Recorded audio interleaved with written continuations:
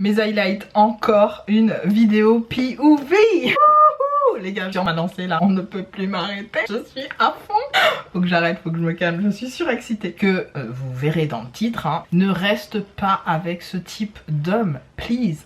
Je ne parle même pas dans cette vidéo et vous allez le voir, j'ai énoncé quelques faits. Je vais en énoncer 4. 4 choses, 4 faits qui font que ce mec, ce genre de mec ne te mérite pas. Pour juste, on va dire, alerter certaines. Évidemment, on vous le dira jamais assez. Si en plus de ça s'ajoute une forme de violence psychologique ou physique quelconque, pitié, barrez-vous. Un jour, je prendrai le temps de vous faire une story time sur ce que j'ai pu connaître avant, il y a longtemps, il y a des années de cela.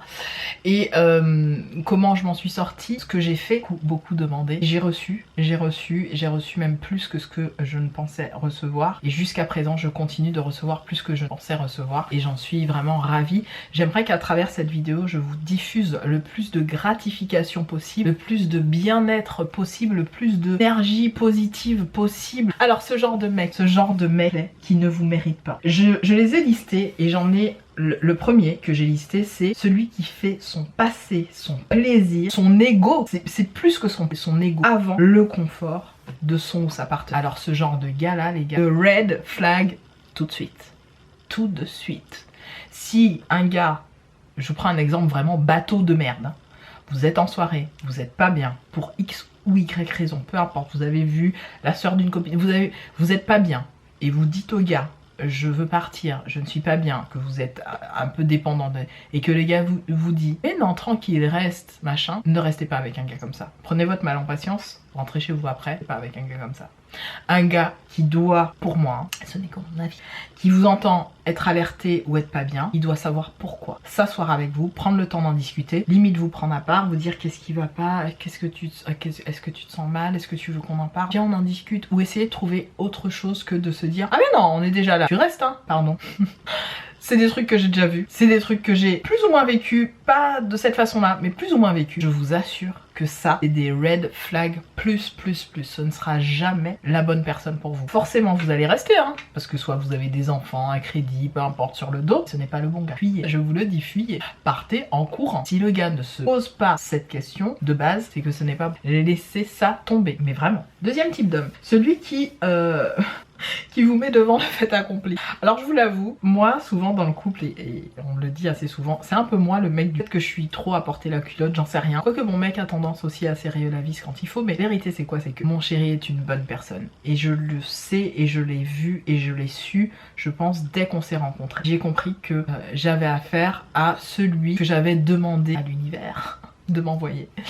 Et clairement, vous le savez, ça se ressent dans vos tripes, ça vous fait des choses et vous savez que c'est une bonne personne par rapport à la bonne réaction qu'il a, par rapport à une façon d'être, homme ou homme évidemment. Clairement, la personne qui vous respecte et ne vous met pas devant le fait accompli, c'est une personne qui va vraiment se soucier de votre avis, de vous. Et moi malheureusement, je vous le dis, hein, je vous parle vraiment de mes défauts dans mon couple, c'est que j'ai tendance à faire ça. J'ai tendance à dire à mon mec du jour au lendemain, bon, voilà, je vais faire ça, et pas lui demander son avis en fait, parce que bah, dans le couple, je suis une grande personne.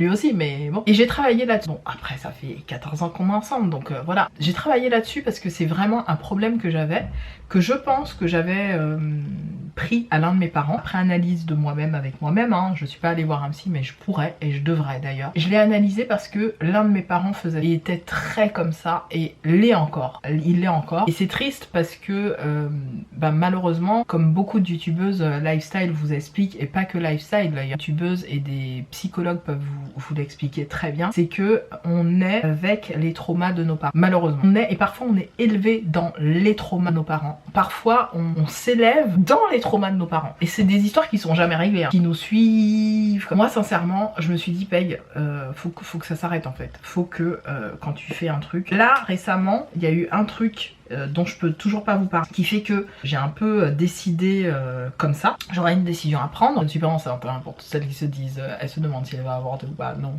Les gars, si j'étais enceinte, vous le direz ou pas, je ne sais pas. Mais non, ça n'a rien à voir. Parce que malheureusement, mettre quelqu'un devant le fait accompli, c'est de lui imposer une décision qu'il n'a pas choisie. Et c'est clairement compliqué. Maintenant, travaillant sur ça, c'est vrai que je rattrape un peu les choses en expliquant clairement le pourquoi, comment ça va s'agencer et qu'est-ce qu'il adviendra tant que la personne en face soit au courant. Alors ça peut être pour des petits trucs de la vie de tous les jours, comme par exemple moi j'ai entendu des mamans qui me disaient je comprends pas, il est allé raser la tête de mon fils alors que je lui ai dit de pas le faire, il est allé percer les oreilles de ma fille, ou il est parti en voyage sans moi avec mes enfants, ou alors il a pris ses potes, ils sont partis, ils sont allés faire un tour. C'est souvent le cas d'ailleurs, c'est plus ça hein, quand t'es devant le fait accompli. C'est pas parce qu'il a fait à manger le soir, c'est pas parce que, enfin quoique ça peut être une forme de fait accompli, mais quand on parle de fait accompli c'est j'ai décidé un truc qui normalement engage un petit peu tout le monde pour que je sois d'accord. On est d'accord que faire à manger, s'occuper des enfants, etc. ça va, s'il le fait et qu'il vous en parle pas, ça va, c'est qu'il joue son rôle de père ou de mère, peu importe. Mais quand c'est pour la beuverie et les soirées et les machins, c'est plus compliqué. C'est plus compliqué parce que vous vous sentez exclu. Et moi, c'est vrai que j'ai travaillé sur ça. Aujourd'hui, quand je sors, bien avant que je sois, à moins d'être sur le fait accompli moi-même, c'est-à-dire que l'ami, le pote, peu importe, me disent du jour au lendemain ou 2 heures avant, viens, on se retrouve à tel endroit. Il peut arriver que voilà, j'en parle directement à mon chéri, je lui dis ça te dérange pas, ça te dérange, voilà, non, j'avais envie que je peux m'adapter, ou alors je négocie, mais on en discute. Et c'est important de mettre la discussion au centre de votre couple, de s'asseoir, de dire ce qui va, de dire ce qui va pas. De dire ce qui va pas, c'est vraiment une forme d'ouverture qui va vous permettre d'autres solutions. Alors attention, il faut que les deux parties soient aussi capables d'avoir la même qualité d'écoute, parce que si vous êtes face à quelqu'un qui pète un câble, qui vous violente et qui machin, c'est pas la peine. Faut toujours essayer, malgré tout. Je vous dirai jamais assez, faut toujours essayer avec ce genre de personnes de créer un dialogue sain et construit, mais souvent c'est difficile parce que la personne a des traumas, la personne a des difficultés, la personne a des problématiques que vous ne pouvez pas gérer parce que vous n'êtes pas, à moins d'être psychologue vous-même, j'en sais rien, médecin spécialisé. Donc l'idée est aussi de trouver une forme de communication adaptée. Alors jamais rien ne se règle par le SEX, rien ne s'est jamais réglé par le SEX, rien les gars, rien du tout. Ou alors ça se règle le temps de du paroxysme, n'est-ce pas, de l'acte, et sinon ça ne se règle pas en vrai. Parce que ça reviendra, ce sera toujours un bis repetita. Alors que quand vous prenez le temps de vous asseoir, de parler comme deux personnes sensées, de vous projeter, de limite pleurer, hein. Pleurer si vous avez besoin de pleurer, pleurer d'une situation, ce n'est pas grave. Ça va pas vous rendre plus faible ou plus victime que votre conjoint, c'est pas grave. On s'en fiche du jugement de votre conjoint. Ce qui compte, ou conjointe, ce qui compte c'est vraiment d'ouvrir, de s'ouvrir, de dire vraiment ce qu'on pense, sainement, sereinement, sans violence, d'essayer de trouver des mots justes pour faire en sorte que l'alliance soit meilleure et plus forte et plus sincère. C'est important.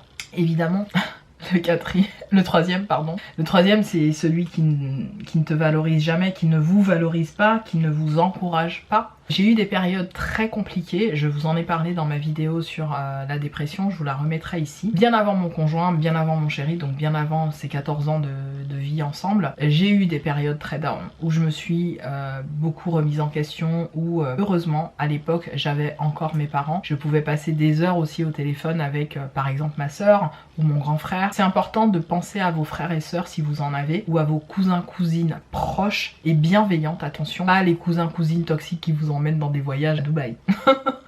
Non, je vous parle de cousins cousines qui veulent du bien pour vous, qui sont contents pour vous, qui quand ils vous voient après 10 ans, ils vont pas vous faire une réflexion sur votre poids ou sur votre tête ou sur votre couleur de peau ou peu importe. Des cousins cousines, amis, parents et alliés qui sont bienveillants, ou une tante ou un grand-oncle, peu importe. Ils vont vous valoriser. C'est important de créer de la communication avec des personnes qui vont vous encourager. Alors souvent quand on est dans un vase clos ou dans une famille un peu compliquée ou toxique, ça va être difficile parce que pour l'avoir vu dans certaines familles, c'est vrai que ça peut être compliqué de trouver la bonne personne. De trouver la bonne personne qui va vous entendre, de trouver... Alors parfois ça peut être juste un ami, parfois ça peut être juste un collègue de travail, parfois ça peut être juste un camarade de classe, mais c'est important que l'être aimé vous valorise. Quand je parle de l'être aimé, c'est vraiment la personne avec qui vous vous projetez et qui va partager votre vie. C'est important qu'elle vous porte en haut, que vous passiez, peut-être pas avant toute chose, mais que vous soyez un élément de prise en compte d'une décision. On revient un petit peu sur le fait accompli, hein, mais c'est important que vous soyez un élément clé de sa décision. Si vous n'avez pas ça, ça doit être un red flag. Ça doit être un red flag où vous devez vous dire, ben c'est bon.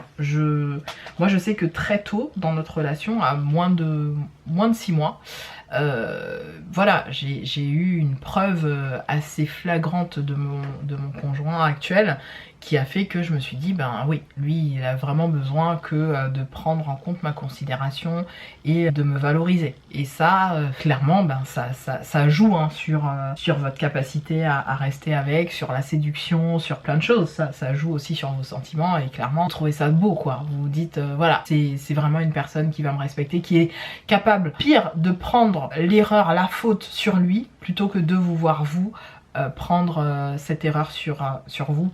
Et ça c'est beau, c'est ça qu'il y a de beau dans l'amour, c'est que quand vous avez en face de vous la personne qui vous aime, qui est capable de prendre la souffrance que vous pouvez ressentir à votre place, c'est beau. Pour moi c'est l'une des plus jolies preuves d'amour, alors que cette personne souvent n'est pas de votre famille, donc voilà, elle vous connaît pas plus que ça, mais de prendre cet amour là et cette force là, c'est très beau.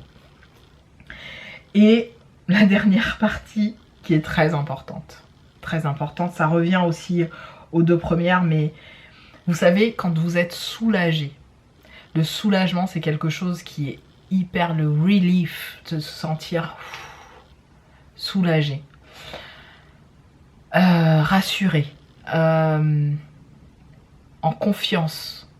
Ça revient un petit peu aux deux premières, mais c'est très important d'avoir une personne qui vous soulage, qui vous aide, qui est avec vous. Alors, bien évidemment, l'une des premières personnes, moi, qui me soulage dans ma vie quotidienne et tous les jours, c'est celui qui a fait que ce monde est monde pour moi. Celui ou celle d'ailleurs, on ne sait pas. Peu importe, je le nomme non-genré. Peu importe, appelez-le comme vous voulez ou appelez-la comme vous voulez. Mais en plus d'avoir un être vivant humain qui vous apporte ce soulagement, cette bouffée d'oxygène, ce moment de plénitude, c'est un plus. Et si vous n'avez pas ça, aujourd'hui, pareil, c'est un red flag. Si c'est une personne qui a besoin à chaque fois que vous fassiez pour elle alors que vous êtes déjà en situation compliquée, c'est que c'est un red flag. Quand je vois par exemple des femmes enceintes qui sont obligées de gérer des enfants en bas âge et que le papa reste à la télé ou fait rien du tout et attend que ça se passe, c'est red flag les gars. C'est red flag, pourquoi? Parce que il y aura forcément à un moment donné de votre vie, surtout si vous êtes une femme moderne qui n'a pas vécu comme nos arrière-grands-parents, forcément vous êtes une femme moderne, parce que si vous regardez cette vidéo et que vous vous sentez concerné, c'est que vous êtes une femme moderne. Vous savez qu'aujourd'hui, en tant que femme, vous avez la possibilité de vous émanciper au plus haut point, que vous avez la possibilité d'espérer le meilleur pour votre vie. Je vous dis pas que vivre seule, j'ai fait tomber mon truc, que vivre seule et indépendante c'est la meilleure des choses à faire, non. La meilleure des choses à faire, c'est de trouver le meilleur équilibre pour vous.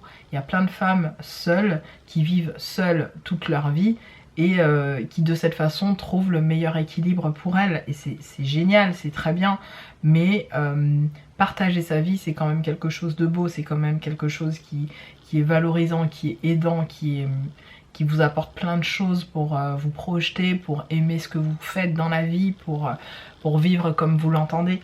Donc, juste vous dire cette chose-là, c'est que, en effet, se sentir soulagé dans un couple, c'est très important. C'est très important. Voilà, c'est souvent dans les moments les plus difficiles qu'on reconnaît la force d'un couple, et ça c'est vrai. Quand le mari, la femme, les maris, peu importe, se retrouvent dans une situation où il y a la maladie, il y a une difficulté financière, il y a plein de trucs. Se sentir soulagé, se sentir soutenu, se sentir ensemble, c'est important. Je vous le dis, c'est très important. Donc voilà pour ce genre de mec qui ne vous mérite pas. Si pour ces quatre faits là, dites-moi en commentaire si vous avez aussi peut-être des choses à partager sur ce sujet. Je serais ravie, vraiment ravie de vous lire et si besoin de répondre à vos possibles questions. Et dites-moi si ces vidéos là vous plaisent toujours, je continuerai dans ce sens. Je vous embrasse fort, très très fort toutes et tous et je vous dis à très vite. Salut!